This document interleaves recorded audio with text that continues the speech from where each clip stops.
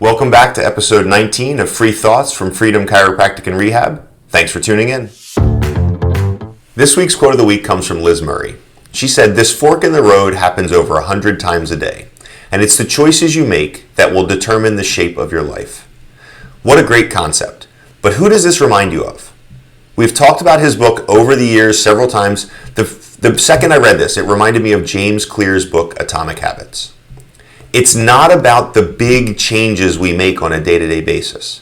It's the small incremental changes that will add up to impact our lives. They can make our lives better or they can make our lives worse. So we want to make sure that we're making healthy choices whenever we're given the opportunity, and we're given that opportunity hundreds of times per day.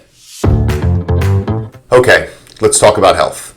So this week I want to tell you the story of a woman that I just met for the first time yesterday. She's a new patient in the office.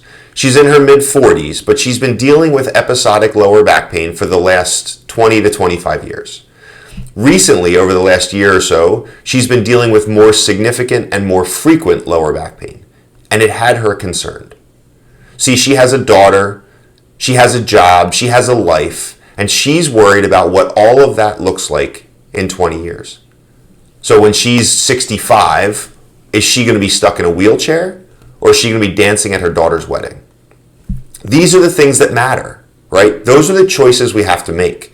And just like Liz Murray talked about in the quote that we just discussed, there's a fork in the road. Now, I talked with this patient about having one fork, making one good, healthy decision, one new healthy decision that's always moving us towards the healthy side of that fork in the road. Liz Murray talked about hundreds of health decisions. Well, she wasn't talking specifically about health, but we're going to apply her concept here in talking about how do we get to the point when we're 65 that we're dancing at our daughter's wedding, as opposed to having to sit and watch because we can't dance. And it all comes down to making those little decisions. It's eating extra vegetables. It's getting extra sleep. It's making sure that we move every day. It's making sure that we get proper hydration, take care of our mental health. All of those little things are pushing us towards a healthier life later on. We're making decisions now to get to a healthier point in 20 years. So yes, you can still do things. I was talking with her. We had M&M ice cream sandwiches that my wife got for Mother's Day that we all had for Mother's Day. Is that moving me towards being healthier at 65, 75, 85? Absolutely not. But it's a thing where I can say, all right, so I didn't do the right thing there, but I did enough good things throughout the day that the trend is still moving towards a healthier life at 65, 75, and 85. So at the end, what I want you to think about is, am I making more good decisions, more health-conscious decisions throughout the day, or am I choosing to do more unhealthy things throughout the day? The choice is yours. You can move towards being healthy at 65 and dancing at your child's wedding, or you can look and move the other direction where you'll be stuck in a chair and not be able to enjoy it the way you could if you were dancing. So think about it. When you sit down and you want to have that ice cream cone at the end of the day, is this a good choice or a bad choice? As long as the good choices outweigh the bad choices, you're moving in the right direction. So keep on choosing the fork in the road that leads you to a healthier point down the road.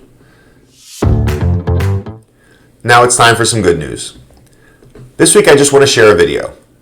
It's a video of Kevin Love and Tristan Thompson hugging. See, these guys were former teammates in the NBA. They practiced together. They played games together. They won and lost those games together.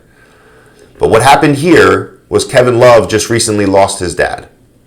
And Tristan Thompson, the minute he saw him, walked over to him and gave him a hug.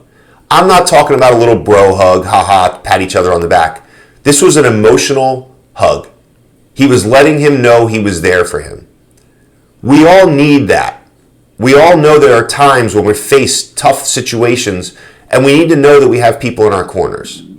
And sometimes a hug is all they can offer, but sometimes a hug is what we need most.